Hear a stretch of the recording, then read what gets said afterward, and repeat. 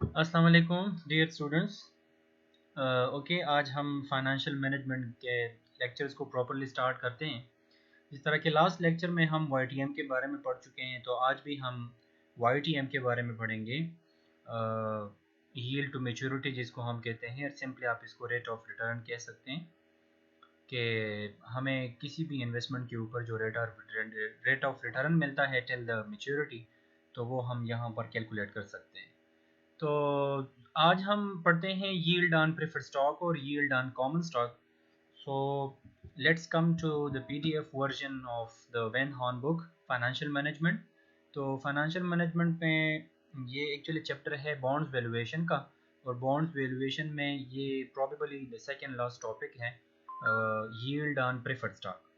तो आज हम यील्ड ऑन प्रेफर्ड स्टॉक को पढ़ते हैं कि इससे पहले हमने कुछ क्वेश्चंस और फार्मूले पढ़े थे कि प्रेफर्ड स्टॉक की करंट मार्केट प्राइस या प्रेफर्ड स्टॉक की वैल्यू को हम या प्रेफर्ड स्टॉक की प्राइस को हम कैसे कैलकुलेट करेंगे। तो वो ऑलरेडी हम ये वाला इक्वेशन पढ़ चुके हैं कि P not is equal to D P divide by K P, dividend on preferred stock and required rate of return on preferred stock.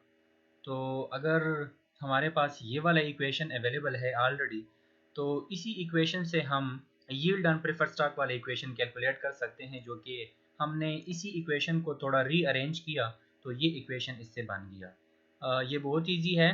तो इसी इक्वेशन में अब हम यहाँ पर एक सिचुएशन लेते हैं, एक इलस्ट्रेशन हम पढ़ते हैं कि कैसे हम यील्ड ऑन प्रेफर्ड स्टॉक को कैलकुलेट करेंगे।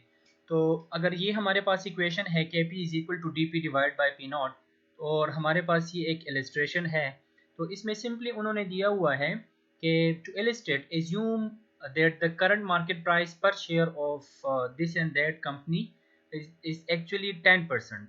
तो करंट मार्केट प्राइस जो है पर शेयर वो 10% है, और 100 power value preferred stock is 91।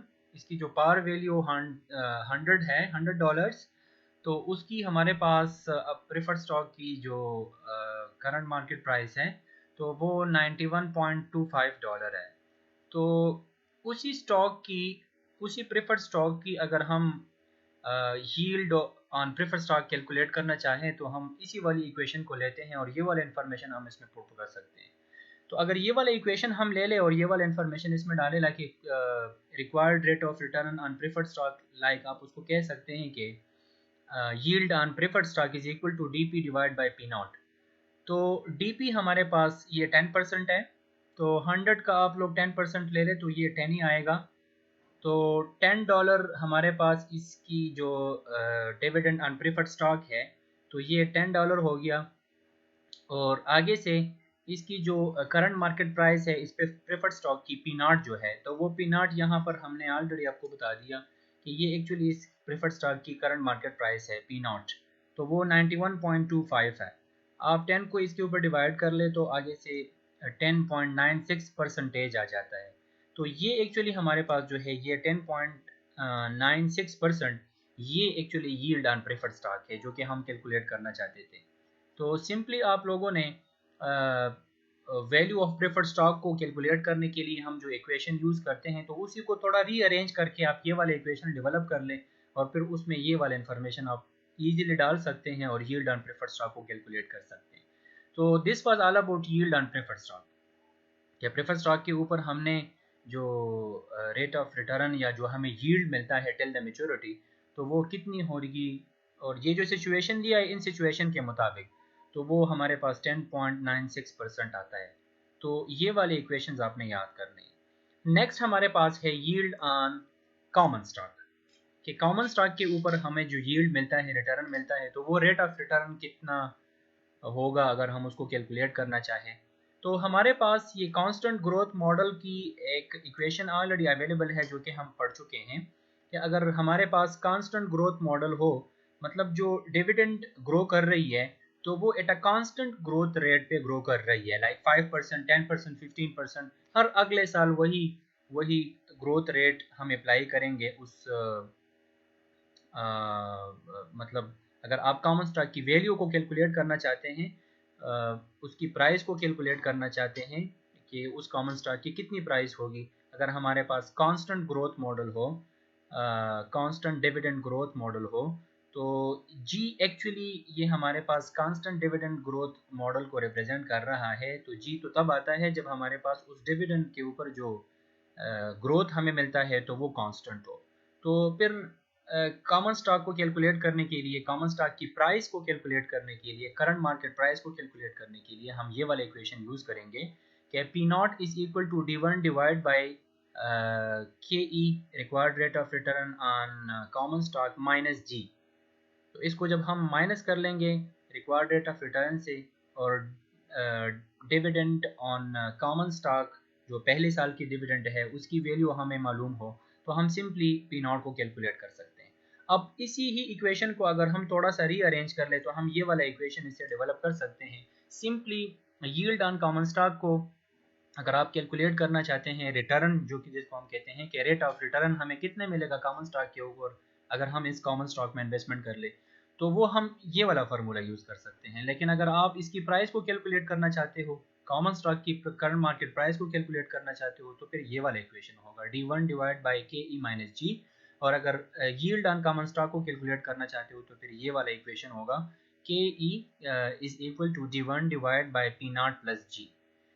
तो अगर ये वाला सिचुएशन हमारे पास है कि हमें चाहिए यील्ड ऑन कॉमन स्टॉक और इन्होंने हमें ये एक इलस्ट्रेशन दिया हुआ है कि what market yield is implied by a share of common stock currently selling for $40 whose dividends are expected to grow at a rate of 9% per year and whose dividend next year is expected to be $2.40। तो ये अगर question है हमारे पास तो हम simply ये वाला equation use कर सकते हैं, हम यील्ड ऑन कॉमन स्टॉक को कैलकुलेट कर सकते हैं। ठीक है, तो एक्चुअली यहाँ पर 2.40 आप देख लें तो ये एक्चुअली हमारे पास D1 है, ये 2.40 हमारे पास D1 है, डिवाइड बाय D1 की वैल्यू तो हमने 2.40 डाल दी, D1 की वैल्यू 2.40 हमने यहाँ पे डाल दी। तो अब नेक्स्ट बारी है हमारे पास पी नॉट की। तो इसकी जो पी नॉट है वो सिंपली यहाँ पर इस क्वेश्चन में इन्होंने दिया हुआ है कि कॉमन स्टॉक को करंटली हम सेल आउट कर रहे हैं $40 पे। तो D1 की वैल्यू 2.40 वो हमने डाल दी।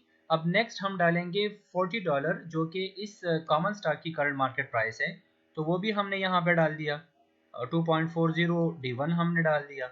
अब रह गया क्या यहाँ पे प्लस जी, तो प्लस का साइन हमने डाल दिया। अब जी को 9% है, तो यूजुअली हम इक्वेशन में इसको डेसिमल पॉइंट्स में लिखते हैं, तो 9% को हम 0.09 कह सकते हैं और इसको इजीली हम यहाँ पे लिख सकते हैं।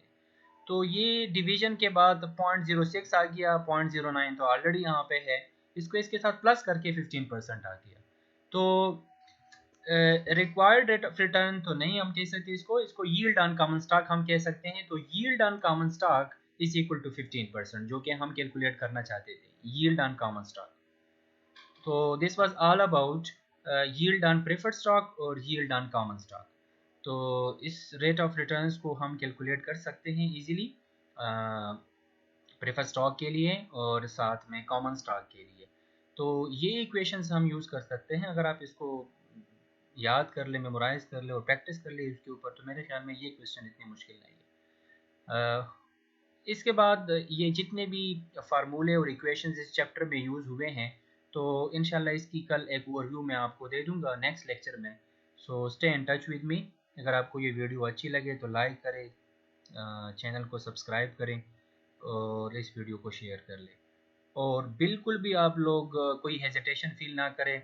आपको अगर यहाँ पे कोई क्वेश्चन, कोई डाउट है, कोई एम्बिग्विटी है, तो प्लीज़ आप उधर कमेंट्स में लिख लें, मैं प्रॉपरली आपको उसकी रिप्लाई दे दूँगा। Okay, thank you so much, thank you.